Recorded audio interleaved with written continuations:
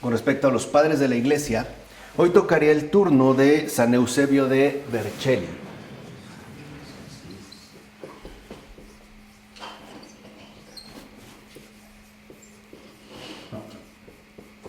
No sirve. Ahorita lo cambio, ¿no? Estaríamos pues con San Eusebio de Vercelli. San Eusebio de Vercelli fue el primer obispo del norte de Italia del que se poseen noticias seguras.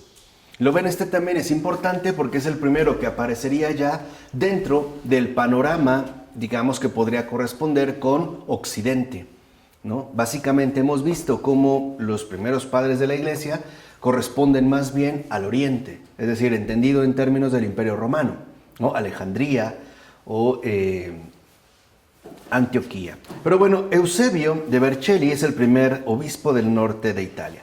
Nace en Cerdeña a principios del siglo IV y siendo muy niño se va a trasladar a Roma con su familia. Un poco más tarde va a ser instituido lector, que quiere decir que había adquirido una buena formación, ¿no? Recibió una buena educación. Y es la manera, al haber sido instituido lector, como va a entrar a formar parte del clero de la urbe. Es principios del siglo IV, ya los años 300 más o menos, ¿no? Así es como lector que entrará a formar parte, decimos, del clero de la urbe, ¿no? La urbe, que en este caso corresponde con Roma. Un momento que, como hemos visto, estaba siendo sobre todo la Iglesia fuertemente probada por la herejía arriana. Ahora, la estima que se tenía de San Eusebio lo va a conducir a su elección en el año 345 a la cátedra episcopal de Vercelli, ¿no? Va a ser, en este caso, nombrado obispo. Bueno, nada más como referencia, estaríamos nosotros en el siglo IV. Es nombrado obispo de esta ciudad.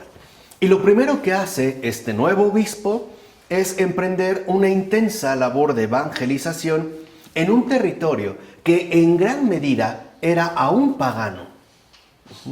Este territorio era en gran medida pagano, de manera más enfática en las zonas rurales, es decir, en aquellas provincias que podían permanecer más o menos cercanas o bien más o menos distantes a la urbe, es decir, a Roma.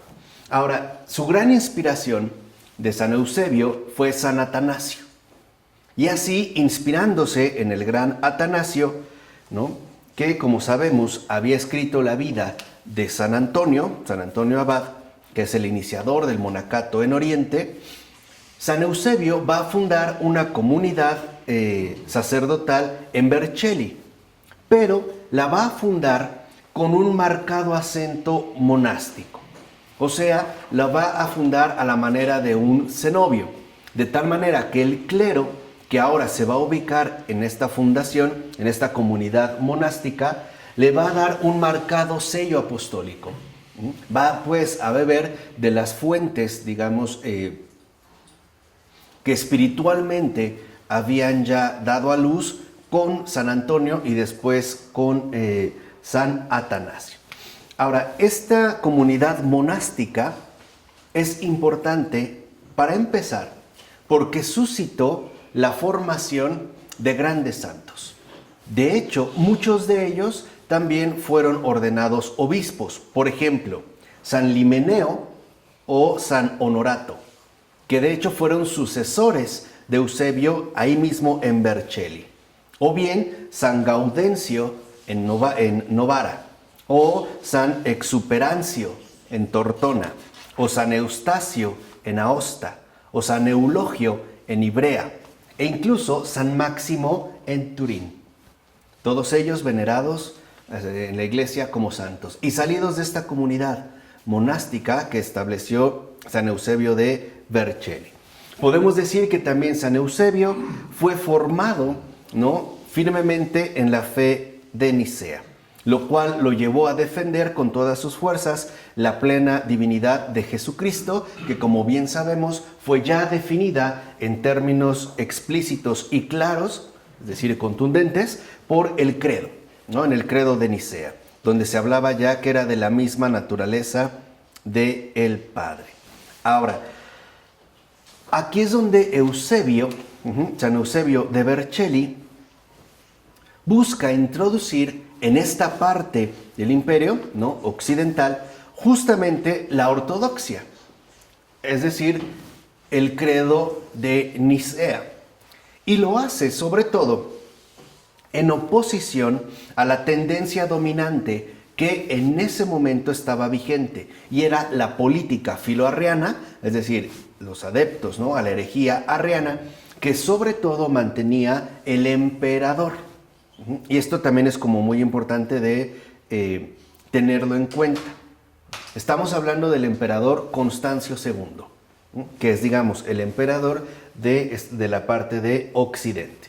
Ahora, ¿por qué el emperador tenía simpatías por la herejía arriana? O sea, ¿por qué el emperador Constancio II era filoarriano? En primer lugar, porque le parecía más sencilla decir que era casi como el Padre a decir que era de la misma naturaleza que el Padre. Y por lo tanto, le parecía como algo políticamente más útil en función del imperio. O sea, era una ideología mucho más digerible para todo el imperio. Así lo que vemos es que en el caso de este emperador, lo que realmente importaba no era la verdad, sino la conveniencia política. En pocas palabras, Constancio II quería utilizar la religión cristiana, ¿no?, en este caso en su desvío herético, justo como un elemento que permitiera la unidad del imperio. Pero los padres de la Iglesia, incluido el gran San Eusebio de Vercelli, es justo a lo que se opusieron. En el caso de Eusebio, su oposición consistió en defender la verdad contra la dominación de la política. En pocas palabras, que la verdad no es un negocio, ni se puede utilizar la religión bajo ciertos intereses netamente políticos. Ahora, por esta razón, San Eusebio va a ser condenado al destierro.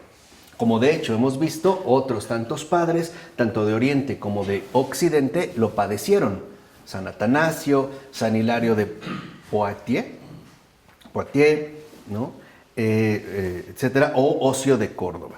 Ahora, una vez que llega Eusebio a Escitópolis, la actual Palestina, ¿no?, y es donde va a ser confinado entre los años 355 y 360, ahí Eusebio, ¿no?, va también a realizar una labor. De hecho, va a reunir un cierto grupo de discípulos y va a mantener correspondencia con Vercelli. Ahora, después del año 360, es desterrado a Capadocia y a la Tebaida, donde de hecho va a sufrir malos tratos. Pero en el año 361 muere Constancio II, y el sucesor es Juliano, que es mejor conocido como el apóstata, ¿no? Digamos, le sucede en el trono imperial Juliano el apóstata, al cual no le interesaba el cristianismo como religión imperial, sino que quería restituir el paganismo como la religión para todo el imperio. ¿Esto qué permitió? Por un lado, que terminara el destierro de los obispos, incluido en el de San Eusebio, de tal manera que puede retornar otra vez a su sede. Una vez ahí, otra vez en Vercelli, San Eusebio va a poder ejercer más o menos cerca de 10 años más, hasta que le llega, ¿no?, digamos, su muerte en el ministerio episcopal. Ahora, lo que pide San Eusebio a sus hijos e hijas es que saluden y acojan también a quienes están fuera de la iglesia, y que se dignan albergar hacia nosotros sentimientos de amor. Entonces, lo que vemos es que San Eusebio insiste en que los cristianos también sean capaces de acoger a todos aquellos que se encuentren fuera de la iglesia y que mantengan hacia nosotros sentimientos de amor. ¿Esto qué significa? Que él como obispo no solo tenía puesta la mirada en, digamos, la propia población cristiana, sino que esta, digamos, vigilancia o esta caridad se extendía también a quienes fuera de la iglesia reconocían tanto su autoridad espiritual como, ¿no?, la ejemplaridad de su vida. Entonces, con ello, San Eusebio nos recuerda que los verdaderos lazos que unen a las personas no son, en primera instancia, las confesiones religiosas, sino los lazos inquebrantables de la caridad, puesto que la caridad no conoce ni límites ni fronteras, ¿no? Es un ejemplo que mucho más cercano quizá a nosotros, al menos en el recorrido histórico que llevamos, ha también mostrado Teresa de Calcuta. Muchas de las personas que fueron atendidas por Teresa de Calcuta, por no decir la gran mayoría, no fueron cristianas. Y ella tampoco, por ejemplo, les exigía que se bautizaran o que no renunciaran a su formación religiosa. Porque para Teresa de Calcuta también era importante mostrar que el amor de Dios no se limita a una mera formulación religiosa, sino que tiene que ver con el contacto sincero que nos acerca unos a otros. Así, ¿no?, vemos cómo esta extensión de caridad, ¿no?, fraterna, este cuidado que tiene el pastor por las ovejas, va a producir ante todo la admiración de un San Ambrosio. San Ambrosio fue el gran admirador de San Eusebio de Vercelli, sobre todo porque, como dijera en su momento San Ambrosio, Eusebio gobernó su diócesis con el testimonio de su vida. De tal forma que entonces el gobierno en la iglesia no depende ni de la posición jerárquica que se ocupe, ni del cargo que haya sido asignado. Dicho de otra manera, la autoridad eclesial no es idéntica a la autoridad política, porque en realidad se trata de dos órdenes distintos, llamados a colaborar, de hecho a compenetrarse en una acción de participación colectiva, sí, pero su propio perfil es distinto. Entonces, lo que realmente genera la autoridad eclesial es la ejemplaridad de la vida. Es, en pocas palabras, la santidad. Y lo podemos ver, por ejemplo, en el caso de un San Juan Pablo II, cuya santidad era como muy llamativa, como muy notoria. Incluso personas que se podían considerar ateas o incluso anticristianas sentían por lo menos un cierto respeto por la persona y figura de San Juan Pablo II. No tenían reparos en reconocer que ahí había una autoridad eclesial, no necesariamente como un ejercicio de poder, en este caso político. Por eso decía San Ambrosio que Eusebio, con la austeridad del ayuno, gobernaba su iglesia. Ahora, esta palabra, digamos, esta expresión de San Ambrosio, a quien veremos un poco más adelante, es muy importante porque nos refleja algunos aspectos que quizá hoy en día se han perdido de vista. Por ejemplo, si dice San Ambrosio que con la austeridad del ayuno gobernaba su iglesia, no significa a la dieta estricta que podía mantener, que ciertamente estaba de alguna manera presente debido al perfil monástico, ¿no?, que él había, introducido en Occidente. Más bien, el ayuno con el que gobernaba su iglesia era la privación de todo aquello que se opone a Dios. Ese es el ayuno. Por ejemplo, el no sucumbir a las tentaciones del poder y del enriquecimiento. El privarse, pues, de todos aquellos privilegios que incluso en tanto obispo puede llegar a disfrutar. O, como dijera el Papa Francisco, San Eusebio de Vercelli, ¿no?, ayunó, se privó de la posibilidad de ser un príncipe más en esta tierra. Que es lo que dijo el Papa Francisco a los obispos de México, ¿no? No necesitamos príncipes. Es Es el ayuno, pues, la privación a todas las seducciones que pueden estar, digamos, cercanas a personas que ocupen algún cargo de autoridad e incluso de autoridad eclesial. ¿Vale? Por eso esta expresión es tan importante. Ahora, el obispo de Vercelli, anota el mismo Ambrosio, fue el primero en hacer que su clero llevara vida en común. O sea, que se compartiera un mismo espíritu.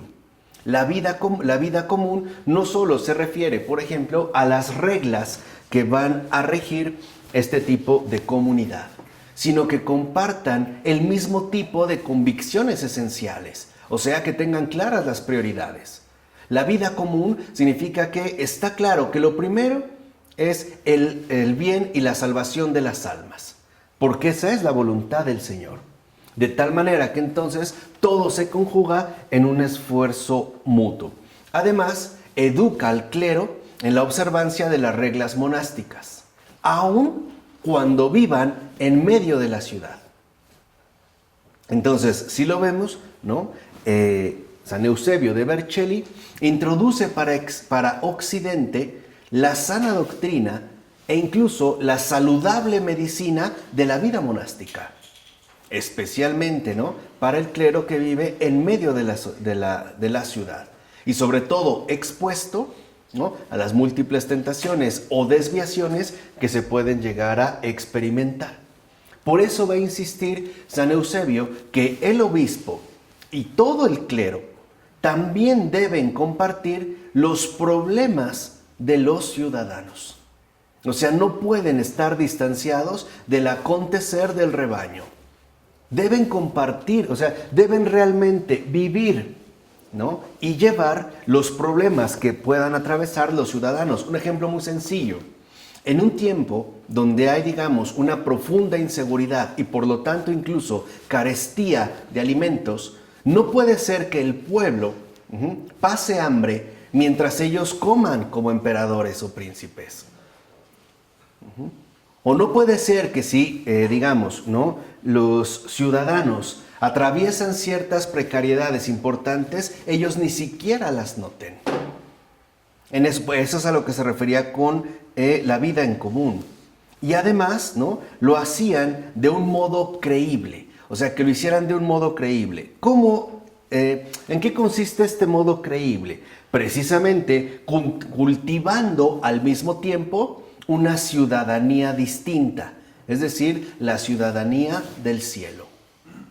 De tal forma que lo que está mencionando San Eusebio es que los obispos y todo el clero, es decir, todo el clero que esté, ¿no?, bajo el resguardo de su respectivo obispo, debe de estar cercano a todos los ciudadanos y transmitiendo además la ciudadanía que en verdad nos pertenece, en este caso la celestial.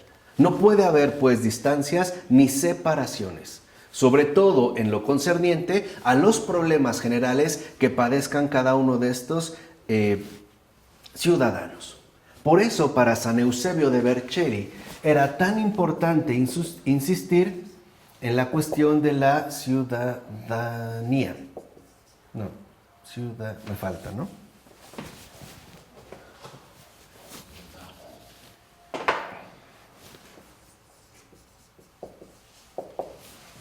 De la ciudadanía. ¿Qué entendía San Eusebio de Vercelli por ciudadanía? La verdadera solidaridad común entre todos los ciudadanos. Eso es ciudadanía, ¿no? La solidaridad común.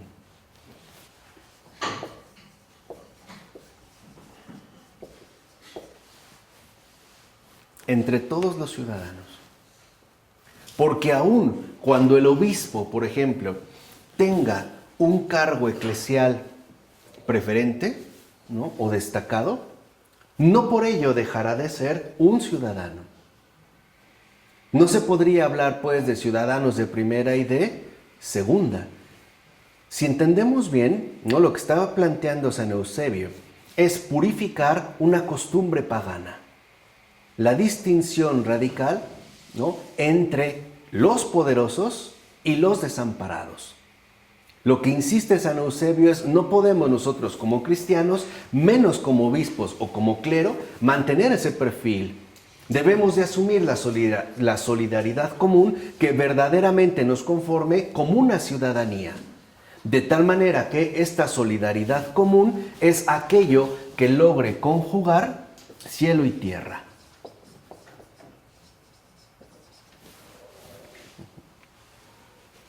Esto es muy importante en el mundo contemporáneo, por ejemplo, donde vemos que las desigualdades cada vez se acrecientan más y más, e incluso al interior del clero, o en el clero, o en el propio obispado. No lo hemos dicho en otras ocasiones. Hay veces donde nosotros ni siquiera conocemos al obispo, y probablemente él tampoco sepa cuáles son los problemas reales que afrontamos en el día con día. De tal manera que entonces la solidaridad común se va deteriorando, ¿no? Se va como rompiendo, se va como mermando cada vez más y más. Por eso, en esta línea, ¿no?, se trataba, en pocas palabras, para San Eusebio, de vivir en la ciudad como un monje, abriendo la ciudad a Dios. Esa es la ciudadanía. La ciudadanía es abrir la ciudad a Dios. Y no solamente a través, por ejemplo, de predicaciones elevadas o de discursos encendidos. No, sino de un contacto directo y de una solidaridad común donde el cielo y la tierra se encuentran conjugadas en un perfil auténtico de ciudadanía. Donde pues no se incrementaran, por ejemplo, las distancias sociales que podrían fomentar como un desgarro total del tejido social. Por eso para San Eusebio era como muy importante que se recordara lo fundamental que es que las ciudades también cuenten con personas que la abran a Dios. O sea, no se puede dejar a Dios fuera incluso del acontecer ordinario de las ciudades, que también en época más reciente es una de las líneas que, por ejemplo, siguió en la misión que se les confió tanto a Adrien von Speyer como a Hans Urs von Balthasar, Comunidad San Juan. Cuando ellos fundan la Comunidad San Juan, es una comunidad para laicos que viven en el mundo, pero que lo hacen como consagrados. De tal manera que no se pierda de vista que el ser cristiano no necesita de situaciones excepcionales de vida, o que el ser cristiano no involucra incluso la renuncia a la ciudadanía, sino por el contrario, abrir también, ¿no?, la ciudad a Dios sería, digamos, lo más importante. Y tomar en cuenta que no podemos considerar la ciudad del mundo, ¿no?, a la cual ciertamente pertenecemos, pero no del todo, como nuestra morada única y definitiva, sino que tendríamos que abocarnos a el peregrinaje que nos conduce de este mundo al otro, es decir, a la ciudad futura, a la definitiva Jerusalén celestial. Dicho en términos más contemporáneos, aún en el mundo, no perder de vista la experiencia de la trascendencia. No perder de vista, pues, el contacto con Dios. Dice, eso es lo que permite tanto a los fieles como a los pastores ir por el camino correcto. De tal manera que entonces no se dejen llevar ni unos ni otros, ni se lleguen a doblegar, por ejemplo, por las modas del momento o bien por las presiones injustas del poder político que gobierne en ese momento. O sea, no ser presas del miedo, ni tener miedo, en este caso, a las sanciones, ¿no?, que uno pueda llegar a padecer por fidelidad a la verdad, ¿no? San Juan Pablo II por eso dijo varias veces, no tengan miedo, ¿no? No tengáis miedo. Bueno, a este tipo de miedo es justo al que se refiere. Así dice San Eusebio, o insiste, que este auténtico recorrido que nos lleva de la tierra al cielo no viene de los emperadores, sino de Jesucristo, que es verdadero Dios y verdadero hombre. Solo en Jesucristo se han unido las dos ciudades. Solo en la persona misma de Jesucristo ha quedado, ¿no?, conjugada en perfecta armonía el cielo y la tierra. Verdadero Dios y verdadero ¿qué? Hombre. Entonces, esto tiene una implicación de ciudadanía, ¿no?, que sería muy bien, digamos, por lo menos, tenerla en cuenta para las cuestiones sociales que la Iglesia tiene que afrontar en el mundo contemporáneo, en tanto podríamos entender que aún siendo Dios, no es ningún problema vivir en la tierra. Y siendo terrestre, tampoco es problema llegar a Dios. Que no tendría por qué haber en realidad, ¿no?, como situaciones excepcionales o rupturas definitivas. Por eso si lo vemos, incluso Jesús se comporta como un verdadero ciudadano.